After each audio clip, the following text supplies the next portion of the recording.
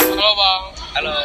Kami di sini dari kelas 10-4 ingin mengetahui gimana sih interaksi siswa-siswa kita di SMA Cahaya ini terhadap ABK. Pertama-tama, perkenalkan dulu, nama saya Michael. Saya Rabita. Saya Anissa. Dan abang sendiri dengan nama siapa? Gabriel Segalinggi.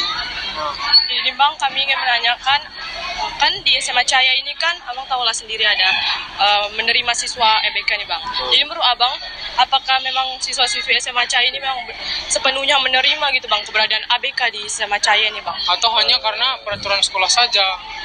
Jadi pertama kelurusin dulu ya. Jadi sebenarnya SMA Cahaya itu menerapkan yang namanya ada sifat inklusif. Nah, sifat inklusi tanpa F ya.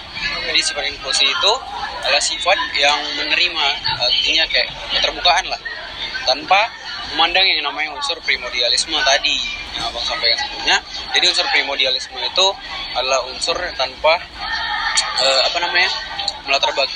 melatar belakangi sara. Kan dikasih tahu sara itu apa kan? Suku, agama, ras, dan budaya. Nah, jadi mengapa sekolah ini menerima ABK? Karena mereka juga menerapkan sifat inklusi. Artinya mereka juga sudah bertanggung jawab penuh nih. Jadi mereka tanpa memandang ada yang namanya yang berkebutuhan khusus lah, normal lah, semua disamaratakan di sini. Itu lah kira-kira. Oh, begitu ya Bang. Abang kan sudah lumayan lama juga kan berada di SMA ini. Abang, inklusi itu udah betul-betul diterapkan nggak sih di sekolah kita ini? Itu diterapkan. Kenapa diterapkan? Karena manusia yang nggak berkebutuhan khusus melakukan sama yang ABK. Jadi mereka itu nggak ada perbedaan.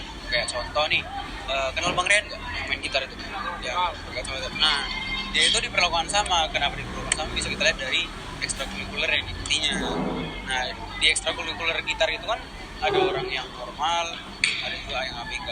Namun pengajarnya kan memperlakukan sama. Mereka tetap diajari basic gitar atau lagu gitu kira-kira. Dan mungkin kalau untuk di pertemanan sih, abang lihat dia diperlakukan sama sih sama kawannya, diajak nyanyi sama atau kawan ini juga kadang-kadang juga penasaran sih tentang gimana sih ABK itu. Jadi mungkin dia juga sharing. Nah, secara tidak langsung kan itu udah kayak ngajak jadi si ABK ini nggak merasa kesepian gitu loh, nggak diasingkan. Kalau gitu ya, ternyata benar-benar diterapkan ya itu.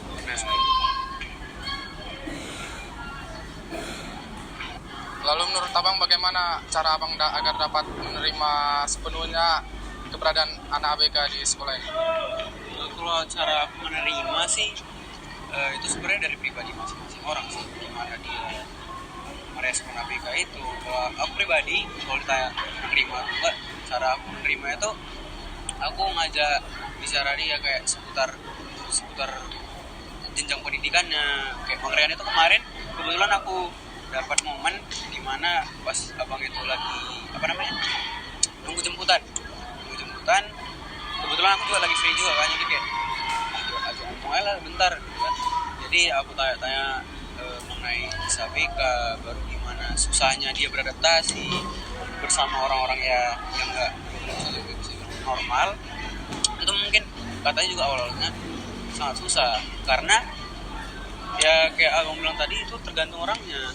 Jadi ada memang orang benar-benar kalau ada ABK nih ya udah jalan kayak air aja, dan tapi ada juga orang yang ini berdasarkan apa yang dibilang Bang Rian ya, ada juga yang benar-benar orang kayak ngelihat ABK itu kayak apa sih, jadi agak susah. Nah, sifat yang kayak itu, yang lambat laun itu buat ABK itu merasa diasingkan. Tapi secara tidak langsung peran guru juga kan dibutuhkan di sini untuk menghilangkan sifat-sifat yang tadi.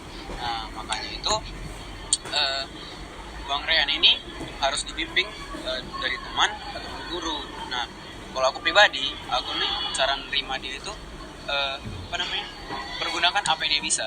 Kayak dari tadi Bang Rian ya, gak apa-apa lah. Bang Rian ini kan bisa main gitar. Nah, kita itu nerima dia itu harus dengan kelebihannya. Kayak misalnya gitar, berarti dia harus dipakai kalau misalnya ada acara yang pakai musik ini. Nah, kita pakai dia, kita ajak ngomong gitu-gitu. Nah, secara tidak langsung ABK itu merasa dirinya tuh, wah ternyata aku itu diperhatikan, dia gitu kira-kira. Bang, upaya yang menurut abang itu bagus supaya mereka merasa sama kayak kita gitu. Kayak tadi, pertama tuh jangan beda-bedain. Misalnya nih, kita bertiga nih, ada Bang Rian 4 orang kan. Nah, jangan fokus kalian itu cuma kalian bertiga aja, karena dia mungkin gak bisa lihat. Karena dia gak bisa ngeliat, kalian jauhin aja. Bang Rian, sini ya, baru kalian visi. Nah, habis itu yang kedua itu kalian memang bener-bener ajak dia kemanapun gitu loh, tapi ya jangan maksa kali. Kayak misalnya olahraga kan nggak mungkin ya, dia kan nggak bisa harus memang duduk. Nah, dan juga satu lagi sih menurut abang, jangan sindir ataupun ya kan anak sekarang kan jokesnya itu bawaannya rata-rata ke fisik kan. Nah, mungkin ya kalau kayak Bang Rian udah biasa lah kalau di jokes kayak gitu, karena juga dia udah sering di sekolah kita itu kan dengar kayak gitu. Nah mungkin tapi di beberapa BK yang lain kalau misalnya kalian jumpa itu jangan pernah sindir yang namanya ukuran mereka, itu aja sih. Dan juga kalau misalnya kalian kayak kerkom nih, misalnya kerkom satu kelompok sama yang ABK, kalian tanya aja coba, kayak misalnya dikasih tugas nih, tanya sama si ABK-nya ini bisa apa. Nah dari situ dia bisa bilang misalnya aku bisa ngedit ini apa kasih job desk-nya itu ke dia. Jadi kayak balik lagi ke tujuan kita awal tadi, kita mau buat ABK ini merasa berfungsi gitu loh, walaupun ada kekurangannya gitu sih. Ya gitu ya bang, terima kasih ya bang, karena kami bisa jadi tahu gimana sih interaksi kita sebagai siswa di SMA ini terhadap mereka gitu loh. Sebagai tanda terima kasih bang, di sini kami ada minuman bang, ini mohon diterima ya bang. Makasih ya, Oke, makasih semuanya. Makasih ya bang. Foto.